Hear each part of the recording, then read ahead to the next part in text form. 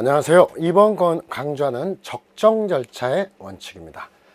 형사소송법의 3대 이념으로 실체 진실주의, 사안의 진상을 객관적으로 명확히 하자, 그 다음에 적정 절차의 원칙, 혹은 적법 절차의 원칙, 그다음 마지막으로 신속한 재판의 원칙이 있는데, 그 가운데서 적정 절차 원칙은 헌법 12조 1항의 근거 규정을 두고 있고, 이게 이제 기본적으로 일반 원칙으로 잡혀져 있고, 여기서뿐 아니죠. 적정 절차의 원칙은 개별 기본권 규정들, 예를 들면 신체의 자유를 갖는다, 진술 거부권을 가진다, 영장주의, 그 다음에 변호인 조력, 국선 변호인의 조력 등등 개별 기본권 규정은 어떤 적정 절차를 구현하기 위한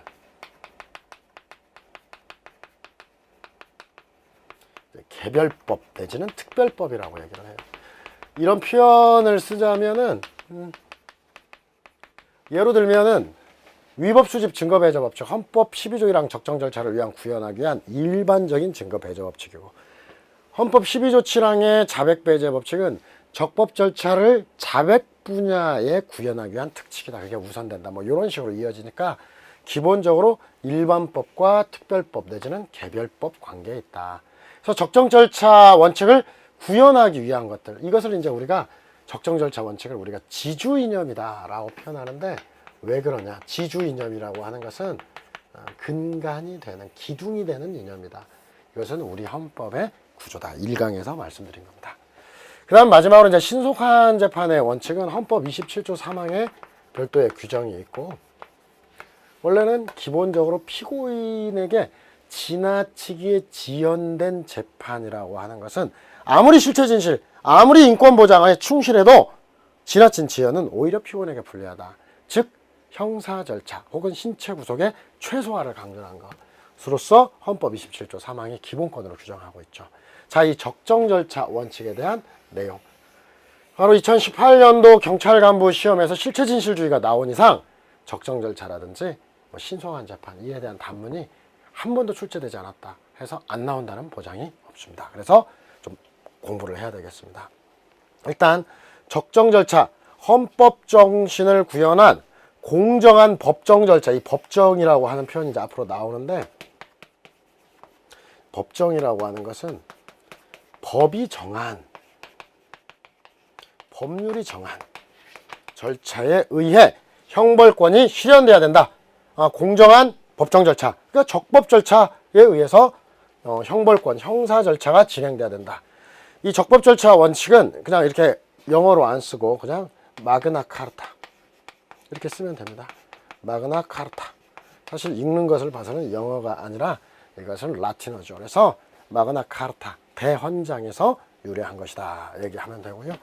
바로 내려가서 이 서설에서 헌법 12조 1항 적정 절차에 대한 일반 조항, 적법 절차 혹은 적정 절차, 앞에서 말씀드렸듯이 헌법에서 적법 절차라고 하는 게 있지만 행정법이라든지 그 다음에 민법, 민사, 헌법소송 다양하게 쓰기 때문에 적정 절차라는 표현을 쓰고요. 기타 영장주의, 구속적 부심, 무죄 추정, 진술 거부권, 변호인 조력을 받을 권리, 이게 적정 절차 원칙을 구체한 개별 기본권이다. 자, 보세요. 여기서는 정의가 나왔죠. 그 다음에 헌법 12조 1항 그 근거가 나왔다. 서설의 일반적인 예입니다. 그리고 이제 그 내용으로 들어가면 이건 사실은 학자들이 구분한 거기 때문에 이 내용은 가볍게만 보시면 됩니다. 우리가 아는 제도들이 많아요. 공평하게 공정한 재판을 해야 되고, 그 다음에 피고인의 방어권을 보장해야 되고, 그것을 위해서 공평한 법원, 무기평등, 피고인의 방어권인데, 이 목차는 흔들려도 돼요. 실제 답안지에서. 이 공평한 재판과 관련해서 공평한 법원의 구성, 그래서 기본적으로 제척기피 회피제도, 이거 하나만 기억해도 돼요. 관할의 이전이라고 하는 것은 불공정한 재판을 할 우려가 있다. 관할권 없는 법원으로 보낸다는 건데 꼭 안 써도 되고요. 뭐 공소장 일본주의는 예단, 선입견, 이 예단을 배제하고자 하는 거. 공소장 하나만 보고 피고인에게 불필요한 예단이 발생할 우려가 있는 서류, 물건을 첨부하고 인용하는 건 금지한다. 그래서 이제 형사소송 규칙 본 김에 118조 2항에 마련되어 있는 이런 것들이 있다. 이거 하나만 기억해도 돼요. 제척기피 회피 제도는 공평한 법원이 구성을 목표로 한다. 그 다음 피고인의 방어권이 얼마나 많아요. 사실은 피고인의 방어권은 1회 공판기일은 5일의 유예를 둔다. 최소 5일의 유예를 두고 소환을 해야 되고 공소장 부분을 송달해야 되고 출석을 해야 되고 출석할 수 있는 권리, 그 다음에 말도 하고 진술 거부권, 뭐 증거도 신청할 권리, 이런 것들이 있다. 이것만 있겠어요? 여러 가지가 있는데 그 중에 일부만 뽑아 놓은 거예요. 그래서 피고인의 방어권 보장. 그리고 이제 세 번째가 무기평등. 검사와 피고인이 똑같이 검사와 피고인의 공격 방어에 무기가 평등한다. 그래서 실질적 무기평등을 위해서 변호인이 도와주는 거. 그 다음에 어떤 국선 변호인, 변호인이 없으면 사선이 없으면 국선 변호인. 그리고 검사도 객관 의무를 가지고 피고인에게 유리한 증거를 제출하고 피고인에게 이익이 되는 상소를 제기할 수도 있고 피고인의 이익을 위해 재심도 청구할 수 있고 이런 객관 의무가 있다. 이렇게 나눠지고요.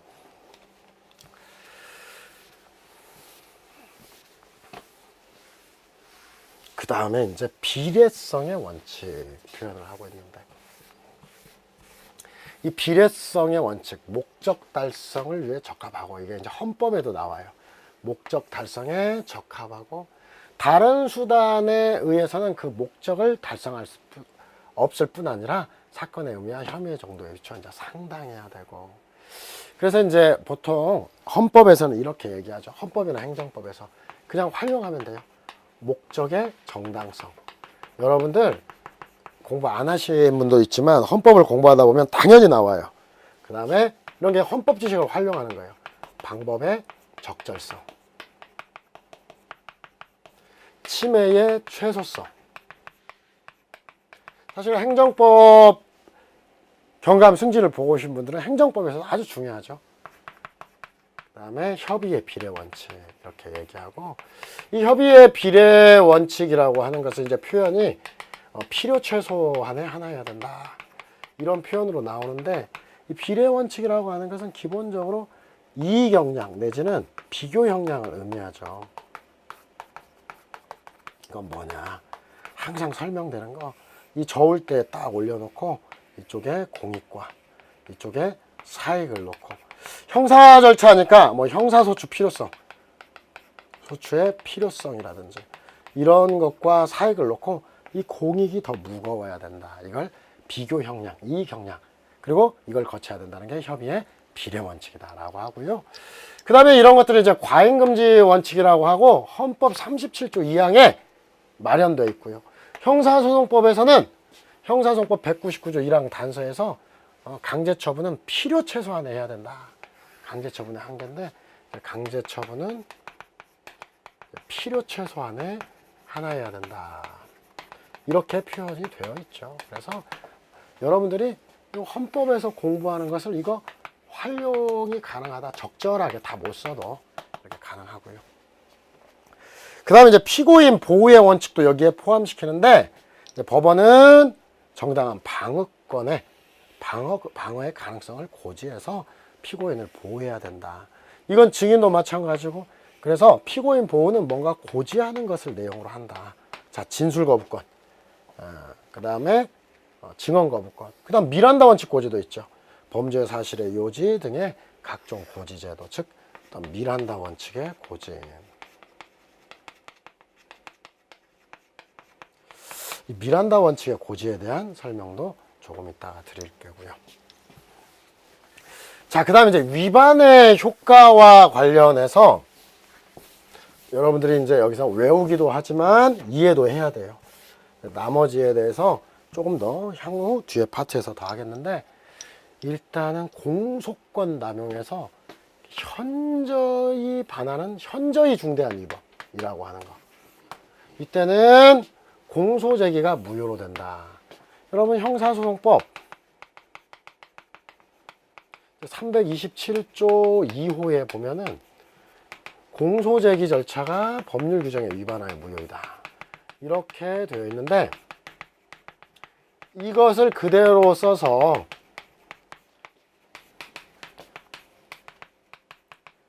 공소제기가 무효로 된다.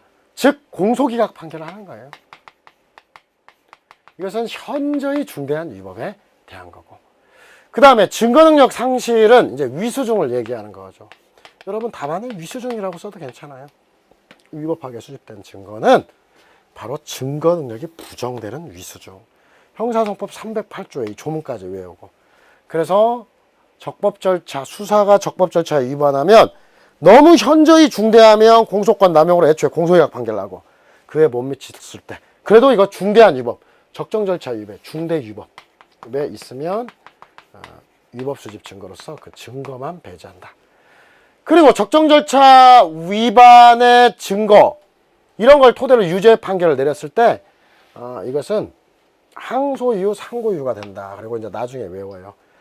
법령 위반이 판결에 영향을 미치는 경우, 판결에 영향을 미치는 경우로서 상대적 상소 이유라고 하는데, 일단 판결에 영향을 미치는 어떤 법령 위반으로서 헌법 12조 1항 위반, 그래서 상소유가 되고, 기타 적법 절차를 침해한 수사 때문에 이것에 대해서는 국가배상을 청구할 수도 있고, 그 다음에 이제 헌법심판이라고 하는데, 헌법재판소, 헌법이죠. 공부할 거니까 헌법소원과 위헌법률 심판 제청을 할 수 있다. 기본권 침해에 대해서 법률이 헌법에 위반될 때, 적법 절차 원칙에 위반될 때 이렇게 청구할 수 있고, 그 다음에 일정한 소송행위, 적정 절차를 침해한 소송행위는 무효가 된다. 다 못 써도요, 여러분들이 국가배상 청구, 헌법소원, 위헌법률 심판 이 정도 써주면 될 것 같고요. 그 다음에 이제 결어에서 인간의 존엄과 같이 적정 절차가 최고 이념이기 때문에 인간을 단순한 소송의 객체, 수사의 대상, 재판의 대상이 아니라 이렇게 되는 것은 금지하고 어떤 방어권을 행사할 수 있게끔 해야 된다. 이렇게 마무리가 됐는데, 첫 번째 요거부터 한번 얘기를 해보겠습니다. 이 수사상 위법과 관련해서 이거 이제 이해를 해야 돼요. 어떻게 처리하느냐. 수사상 위법 내지는 불법, 완전히 적법한 게 있고 100% 위법한 게 있어요. 수사기관이 행한 행동이 완전히 존댓말도 쓰고 예의를 갖춰서 쭉 진행되고 법도 다 하고 오히려 인권을 존중하고 보호하는 형태로 갔다. 0%. 근데 100% 난 가만히 있는데 수사기관이 꼬드겨가지고 범죄를 하게 하고 두들겨 패고 각종 협박 해가지고 받았다. 100%라고 친다면, 실제 이렇게 0%에서 100%까지 있는데 실제 보면은 한 40% 이하 정도까지는 무시해버립니다. 수사기관이 존댓말로 그 다음에 상대방의 인격을 보호하고 예의를 갖춰서 신문을 해야 되는데, 자, 이름 말 안 해. 저기 이름, 자, 여기서 욕했습니까? 근데 뭔가 완전히 적법하다고 말 못해요. 근데 뭔가 이상해. 근데 이 정도면은 무시하고 넘어가요. 이 정도로. 근데 40에서 실전으로 치면은 99%, 99.9%예요. 여기까지는 위수중의 영역이다. 즉 위법하게 수집된 증거에 증거 능력을 배제해서 위수중의 증거 능력 배제, 이로부터 파생된 나머지 증거도 증거로 못 쓰게 해요. 그래서 나머지 증거가 없으면 무죄. 그런데 나머지 증거가, 위수중 빼고 나머지 증거가 있으면 유죄도 되는 거. 이게 위법 수집 증거 배제 법칙이 적용되는 영역이다. 그리고 이제 마지막 꼭대기. 야, 이건 보니까 지독하다 이거예요. 이게 판례가 이 정도를 이제 여기서는 40에서 99를 이의경량하고 딱 재가지고 결국 이의경량의 결과 중대 위법이 나오고, 혹은 적법 절차 본질을 침해한다. 이때는 위법 수집 증거로서 증거 능력을 배제하는 거예요. 근데 마지막 극한의 영역. 사실은 1% 이하. 대한민국 헌정사상 몇 건 있었냐? 함정 수사에서 4건, 함정사 이외에서 한 건 5개 건밖에 없었어요. 수백만, 수천만 건의 사건 중에 5건만 있을 때 우리 판례가 현저히 중대한 위법이라고 봐서 이러한 것들은 유죄, 무죄 할 필요도 없이 단칼에 형식재판인 공소기각 판결로 종결을 해버린다.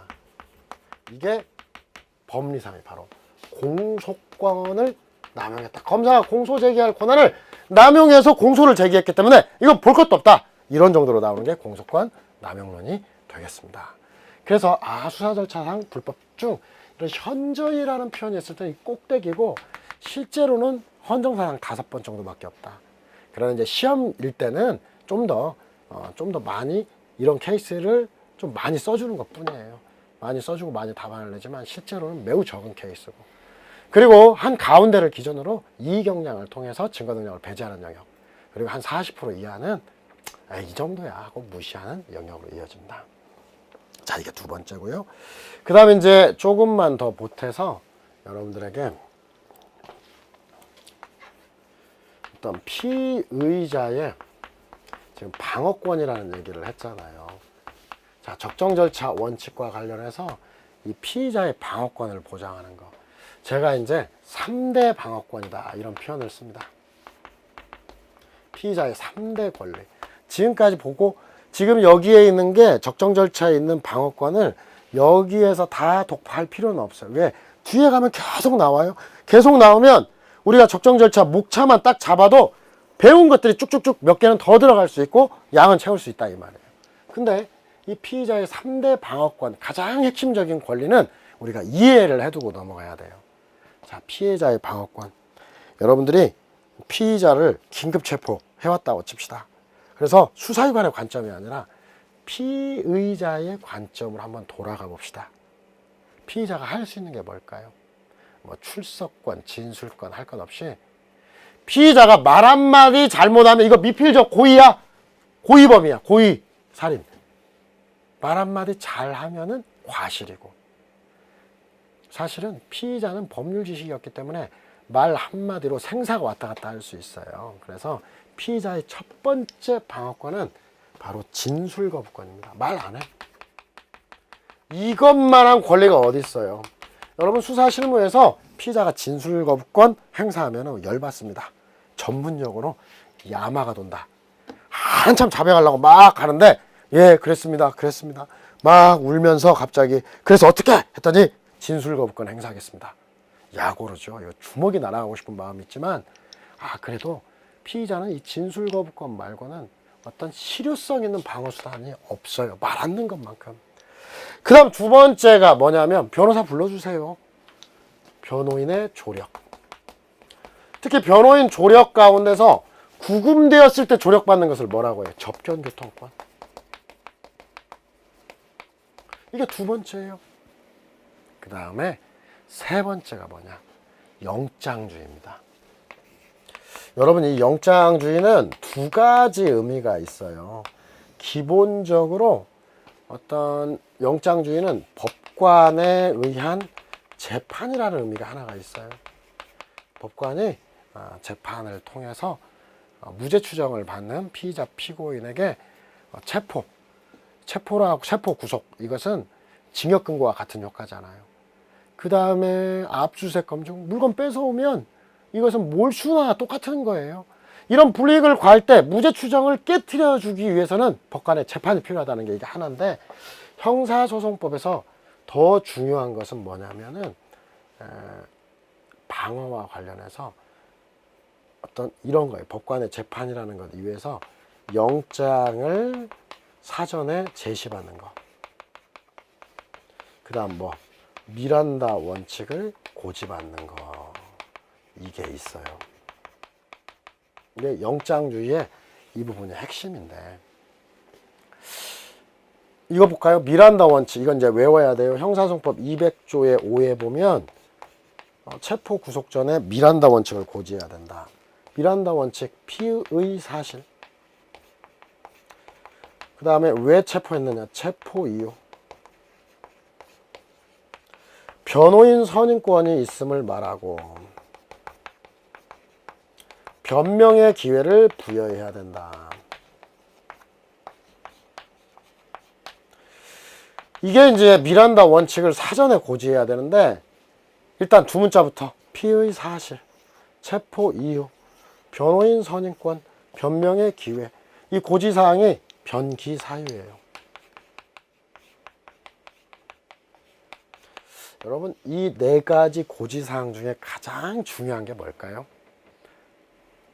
가장 중요한 것과 관련해서 실제 제가 사법시험을 공부하는 학생들한테 물어보고 초심자한테 물어보면 90%가 변호인 선임권이라고 얘기를 합니다. 그러나 잘못됐습니다. 제일 중요한 것은 피의 사실입니다. 사실 미란다 원칙 고지는 범죄 사실을 알리는 거고요. 영장의 사전 제시 역시 범죄 사실을 알리는 거예요. 알리는 거, 고지하는 거. 이게 핵심입니다. 왜 그러냐? 자, 긴급 체포당하겠습니다. 경찰관이 어떤 한 계장님이 직접 와서 정주영이를 긴급 체포해 갔습니다. 그리고 뭐라고 하냐? 당신을 몇 년, 몇 월, 며칠, 2월 2일 새벽에 특수절도한 혐의, 새벽까지 넣고 2월 2일 오후에 특수절도한 혐의로 긴급 체포합니다. 이렇게 해서 긴급 체포를 했어요. 그러니까 당황스럽게 끌려갔다 이 말이에요. 그러니까 뭐지? 나 그런 긴급 절도한 사실이 없는데, 그런데 뭔가 잘못 걸리면 크게 나갈 것 같아요. 그래서 제가 절도와 관련해서 물어보니까 나 진술거부권 행사합니다. 말 안 해. 그럼 뭐라고? 변호사 불러주세요. 변호사 선임해서 가족 연락해가지고 변호사 불러주세요. 그 변호사한테는 특수절도와 관련해가지고 나를 긴급 체포했는데 도와달라고 불러줘요. 그래서 변호사하고 막 특수절도와 상담합니다. 뭐지 막 얘기를 하는데 아무것도 없어요. 그래도 이것저것 준비합니다. 그리고 진술거부권도 계속 행사할 수 있을 것 같아요. 여러분들 잘 아시겠지만 처음엔 하지만 언젠가는 입을 열게 돼 있잖아요. 무슨 말이라도. 그래서 고민합니다. 특수절도와 관련해서 여러 가지를 고민해요. 자, 그 다음에 이제 물어봅니다. 경찰관이, 이 계장님이 물어봅니다. 정주영 씨, 어제 저녁에 뭐 하셨습니까? 그러니까, 저는요, 서울시의 그 시청 앞에 웨스틴 조선 호텔 알죠? 그 호텔에서요, 우리 선배가 재정경제부 2급 공무원이에요. 2급 공무원인데 이 사람 만나서 차도 먹고 밥도 먹고 이 사람하고 여러 가지 대화를 하다가 갔어요. 이렇게 얘기를 하는 거예요. 자, 그러니까 경찰이 웃으면서 얘기합니다. 그쵸? 당신 그 재정경제부 공무원에게 뇌물 주셨죠? 그럼 어때요? 뇌물과 관련해서 피고인이 뇌물을 받은 사람과 상피고인과 만났다는 것은 어떤 자백을 보강하는 증거가 된다는 것도 확고한 판례고, 뇌물과 관련해서 자백이 돼버린 거예요. 그러니까 범죄 사실을 잘못 고지받으면 완전히 당하는 거죠. 그래서 우리 헌법과 형사소송법은 영장 제시를 통해 범죄 사실이 뭔지, 미란다 원칙 고지를 통해서 범죄 사실이 뭔지, 고소도 범죄 사실로, 구속도 범죄 사실을 중심으로, 공소제기 역시 범죄 사실을 기재하겠고, 기판력도 범죄 사실을 중심으로 나타나게 만들어놨다 이 말이에요. 형사소송의 핵심은 범죄 사실이다. 이게 가장 중요하다는 걸 이해해 주셔야 돼요. 그리고 그래서 이게 3대 권리예요. 진술거부권 고지받는 거, 변호인의 적, 특히 접견교통권. 세 번째, 영장주의라고 하면 영장을 사전 제시받고 미란다 원칙을 고지받고 그 다음에 독립된 법관의 재판을 받는다는 것 이외에 이 두 가지, 이것은 범죄 사실을 고지받는 것. 이 세 가지가 3대 방어권이에요. 딱 보시면 헌법 12조 1항은요. 적정 절차, 적법 절차 원칙을 선언해놨죠. 자, 그 다음에 헌법 12조 2항이 진술거부권이에요. 자, 헌법 12조 3항에도 있고 12조 5항에는 체포구속 시 사전에 고지받고 사후에 통지받을 권리도 규정하고 있고, 헌법 12조 4항에는 누구든지 체포구속된 자는 변호인의 조력을 받는다. 즉 헌법 12조 1, 2, 3, 4. 헌법도 이 세 가지의 기본권이 가장 중요한 핵심 기본권이라는 점을 알고 헌법 12조에서 연속적으로 2항, 3항, 4항에 나열하고 있다라고 하는 거고요. 참고로 2007년 11월 15일 제주지사실 압수수색 사건이 나오기 전에 2008년 1월 1일 형사소송법이 개정되기 전에 위수중 2008년 이전에 위수중을 인정한 사안 역시 실제로 진술증거에 폭넓게 인정한 게 아니라 진술거부권 미고지 자백 시 20세기파 사건, 변호인의 접견교통권 침해 서경원 씨 사건, 그 다음에 광주 군수 사건 등등의 영장주의 위배 사안 이 세 가지밖에 없었어요. 실제로는 이게 3대 기본권이고 지금 형사소송에서 살해든 뭐든 살해의 출발점은 이 3대 기본권의 침해입니다. 그래서 살해의 대부분도 이 세 가지 기본권으로 움직인다. 그래서 적정 절차에서는 기본적으로 이해를 해라. 헌법 12조 1항의 적법 절차 원칙이 최고고 이 적법 절차 원칙에서 나오는 3대 기본권, 그 다음에 여러 가지 방어권들도 많이 있는데 이 방어권은 다른 챕터를 공부하면서 당연히 추가가 됩니다. 그리고 이에 더불어서 이 적정 절차를 침해한 수사, 현저히 중대한 위법이다 라고 하면 공소권 남용, 공소기각 판결, 그 다음에 이의경량을 통해 적법 절차의 본질, 중대 위법, 위수중으로 적용되는 영역, 일정 이하는 이 정도 수사는 무시하더라 라고 하는 것까지 기억해 주시면 감사하겠습니다. 정주영의 엑스노트 두 번째, 적정 절차의 원칙에 관한 겁니다. 자, 적법 절차의 원칙에 대해서는 가장 기본적으로 적정 절차, 적법 절차 원칙, 헌법 12조 1항, 이거 헌법 정신을 구현한 공정한 법정 절차에 의해서 뭐 형벌권이 실현된다, 뭐 형사 절차 실현되고 마그나 카르타에서 유래한다, 한글로 해서 마그나 카르타. 그리고 헌법 12조 1항 이런 것들은 기본이니까 이게 일반 조항이고, 그리고 뭐 진술거부권 등 개별 기본권 조문은 적법 절차 원칙을 구체화한 거다. 이게 일반론으로 알아둘 거죠. 이 정도는 알아두고 이제 그에 대한 단문의 내용으로 옆으로 다시 올라가서 이제 두 문자, 바로 서설은 이렇게 쓰고 두 문자로는 이제 내공이 있는 비호예요. 말도 안 돼. 이 공자를 지금이니까 외워요. 공평하면 무방이다. 내공을 비호한다. 그런데 공평하면 무방해. 그 다음에 이제 반상남 배위라고 하는데 남자의 배 위에 있어요. 나중에 가면은 준상이 배 위, 준상이 배 위에 올라가서 뭐 하는지 모르겠는데 그런 두 문자도 있어요. 똑같아요. 여기서는 준상이 말고 반상남 배 위.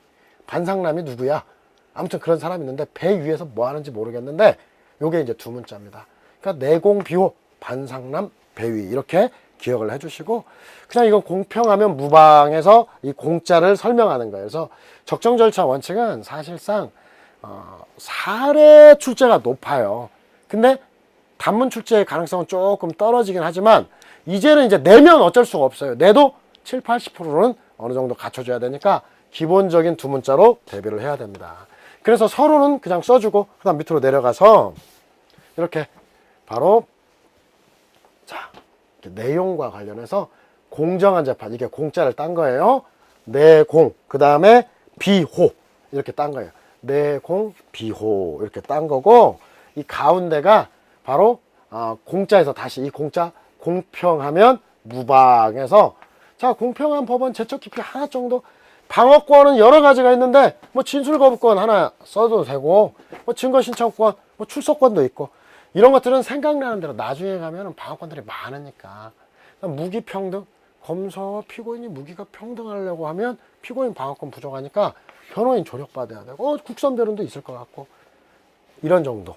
그리고 나중에 비례성은 강제 처분은 필요 최소한, 이게 조문도 외워야 돼요. 헌법 37조 2항은 국민의 기본권 제한은 법률로서하고 필요 최소한을 해야 된다. 이 비례성의 원칙이 있어야 되고, 형사소송법 199조 1항 단서는 뭡니까? 바로 강제수사 비례 원칙, 강제처분, 강제수사 비례 원칙의 근거니까 요것들은 외워준다. 여러분들이 법조문을 쓰는 게 우리 법전 안 주잖아요. 그래서 막 떠오르면은 써야 되는데 막 떠오르는 것만 병기하는데 이게 갑자기 시험 직전에 외우면 안 돼요. 평소에 법조문을 좀 외워둬야 되니까 여러분들이 이렇게 좀 반복하고, 반복했는데 안 나오면 법조문 빠져도 상관없어요. 자, 그 다음에 위반의 효과. 그래서 사실은 내용과 위반의 효과. 내용은 뭐냐? 내용에서 나오는 거. 그 다음에 위반의 효과 해서 이제 공소권 남용. 증거능력인데 위수중을 이렇게 쓰는 거예요. 위수중이 키워드예요. 증거능력이라고 하는 목차는 틀려도 위수중이 하나 들어가야 된다. 그래서 반상남, 배위. 그 다음 밑으로 내려가서 상소이유. 이렇게 해서 항소, 상고이유인데 상소 이유로 이렇게 외우면 돼요. 그래서 반상남, 배위. 항상 국가배상하고 옆에는 헌법소원이나 위헌법률 심판 가능성이 따라다니는 거고요. 여기 나온 김에 국가배상 청구는 국가배상법 2조라고 하는 거 기억을 해주시고요. 그래서 무죄 추정을 받는 피의자 피고인 방어권 보장 적법 절차 구현이 요청된다 했는데 여러분들은 다양한 얘기를 써도 된다. 그리고 두 문자로 해가지고 혹시나 모르기 때문에 크게 해놓고요. 크게 해놓고 여러분들이 만약의 사태를 대비해 줘야 되겠습니다. 감사합니다.